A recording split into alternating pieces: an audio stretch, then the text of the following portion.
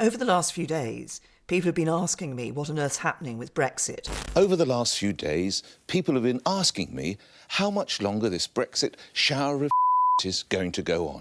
And I can understand that because, after all, it's nearly 3 years since people voted in the referendum for the UK to leave the European Union. And I understand that. After all, it's been nearly 2.5 years of this.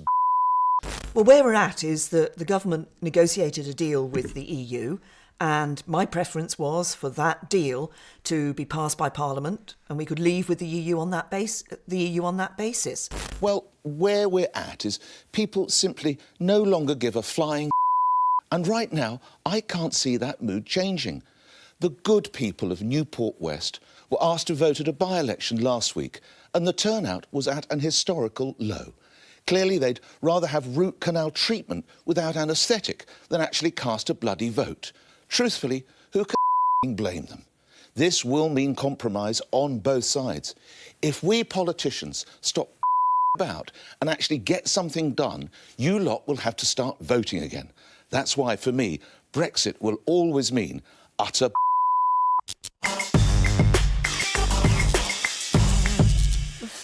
Fantastic! Ferrari for Prime Minister. Yeah, new career. For Prime Minister. Well, what I was going to say, and actually, Trevor, you've just answered him for me, is I was going to say clearly our system is broken and what we need is new people. We need fresh blood. It's funny, I met this young guy recently called Jake Schenker, who's got a book coming out in a few months that everybody needs to read.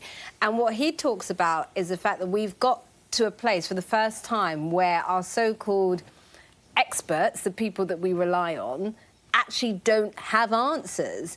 And so what's happening is, on the ground, people are coming up with solutions themselves. And so I think what's going to happen over the next 5 to 10 years is a whole new wave of talent coming through, getting involved in our political process that wouldn't have otherwise, because our politicians haven't got a clue. Let's get you. You were brave enough at the last election to actually put your head. Stupid enough. Well, I'm going to Whichever way you look at it. to put your head above the parapet. This all focuses on the fact that at the election last week, clearly the disconnect is massive. To have a 30 is appalling. What do you say, and would you ever do it again? Well, I think it's very simple. I think politics is broken in this country, and people trot out that sentence, but it really, really is. There's a huge disconnection between what is going on in Parliament and what is going on around people's kitchen tables at homes, and in terms of people's views being represented properly and not. We need to have significant reform. So I would start by immediately pushing a campaign for electoral reform, so proportional representation. I think that is the first thing that we need to make sure we've got a parliament that reflects different views, even if you don't like those views, irrelevant. I think then we need to encourage more new blood to go into Parliament, new people, new faces. Because it has been rumored, there was a piece in the paper. Yeah, I've been considering standing at the European elections as an MEP purely because, not because my great ambition in life is to be in Brussels, but I do think that you need new people during this transition. Before I throw it up, what will inform your decision as to whether or not you do run in next month's elections? Well, I think there's a lot to consider, and if you do get elected, it's a huge responsibility, and if you're going to do that job, you need to be in a position where you can do it properly and make the required commitment, and I need to work out whether or not. And who wants you to run for them? That would be telling, Nick Ferrari. That would be telling. I've been approached by a few different people, shall we say, but one in particular is quite keen on me. Could we register that as a politician's answer? Yes. I'm practising. I'm learning. You're not going to tell us, which I respect. You don't want to tell us who it is. Not at the moment. Okay, I totally respect that. I wanted to point to the consequences of a broken system. I think that's really important because actually Europe, the European countries look at us and they think, why is it so hard to reach a compromise? And actually it's because the nature of our system punishes compromise. It punishes moving across the aisle away from your team because it's an adversarial system. We have the whip, and if you don't follow the line, basically you're punished, you lose the whip. We've got this first past the post system where winner takes all in the constituency, so most constituencies end up with wasted votes, so people vote tactically and not for who they want, and that disenfranchises them from the system because they feel like they're being refused choice, and that reduces participation. These are all consequences. We have an unelected second chamber, the consequence of which is because you feel divorced from it, you feel powerless to influence it because they don't have to answer to the electorate. And all of those consequences mean that when eventually governments are formed, coalitions aren't necessary, and so no one party has to reach a deal with the other party to govern. Actually, it's better that they don't. And so we're not used to governing with other parties, and that leads to a hardening of attitudes and almost a tribalistic politics. And all of that I've just listed is incredibly unhealthy for our country. All the time I've known you, Trevor, you've been a fierce defender of democracy. How worried are you when you see the turnout the other week?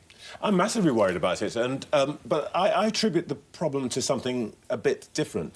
I think that the fundamental feeling that most people have is that politics has given up on the important issues of our day. And that we can say, you know, it's about the divisions of Brexit and all the rest of it, but I think the real problem here is that it feels as though politicians have given up wrestling with the key issues, and they use Brexit as a kind of excuse for that. But the big issues that are changing our society, technology, driverless cars, digitisation, transforming there'll be 1 million jobs lost in retail alone. Educating our young people for that demography, change. the thing we're talking about, immigration and ageing earlier on, and China. These are bigger problems which will dwarf whatever happens with Brexit. And, there's a member of the Phillips family who is now emerging as a major political star, my secret sister. She actually, I think, has got this, and that's why she's become so popular. Let's have a look at what Jess Phillips says. Everything that happens in my constituents' lives has been entirely taken away, and there are real stories, real lives, real problems in our country that should be front page news in ordinary times and are now just being completely forgotten. We are at a breaking point here, and I don't feel like Theresa May understands that, and she stands in front of me at the dispatch box and tells me I'm letting the people down. She wants to come and sit here. Yeah, I think Jess has got it completely right. And the thing is, I can see the likeness, by the way. The family likeness is incredible. Yeah. We're twins, actually. And actually, the thing is that we have seen what is happening on the continent.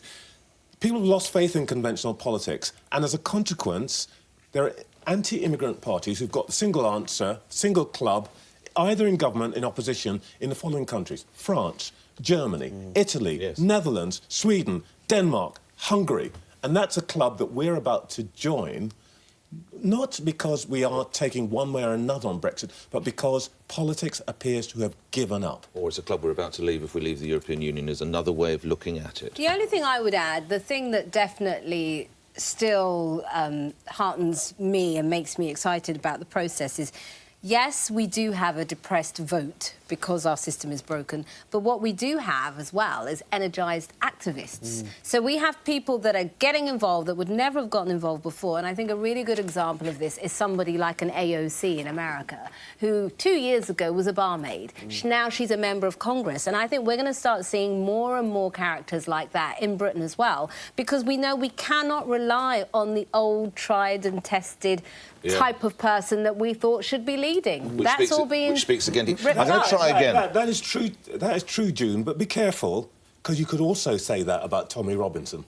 You could, but which is why those of us that love democracy and believe in inclusion must make sure that we're in the debate so that this thing goes the right way. Very quickly on that point, sure, I do think that actually, because the European parliaments are PR, pointing to you because you might run, but because they are proportionate, those individuals who are the radicals, it's easier for them to get through in those elections. Which is why Nigel Farage has had the career exactly, they've performed yeah. always better in the European elections, and these upcoming elections, I predict Tommy may well run, actually, for them, because it's proportionate. Well, and he would probably win if he did. You think he'll win? Yeah, he probably Just coming back to someone, as you rightly say, last couple of questions on this from me, and I, once in the sun, always in the sun.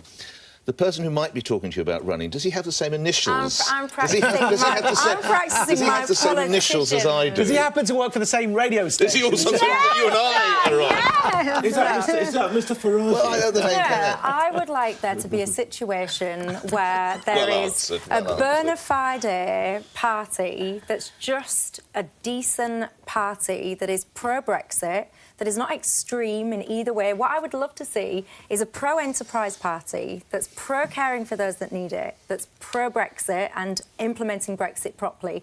That doesn't exist. I would love that party to Well, exist. Isn't the SDP? Isn't the SDP that? I met with the SDP actually they have that kind just of the other thing. day. Yeah, Yeah, they they're seem quite to me interesting. quite decent. Yeah, they're quite interesting. But considerate people. we need PR So it's the in this SDP country. that are asking you. Yeah, there we are. The I'm not SDP, telling yeah. you because I probably won't do it. It's a large But they do commitment. seem to fit the description you just mentioned. I mean, they're not associated with extremism whatsoever. They're pro-Brexit. They are also I've at met the same with them, time. yeah, they're quite they're interesting. not hard left. No. You know. They're not. Yeah. They're not. But can I just say one thing before you go into your topic? The other place, the initials that are the same as his. Don't do it, She Michelle. can't even get the words out. Do it. Right, from politics to sex, let's move on. And after the break, I'm calling for men to step up when it comes to contraception.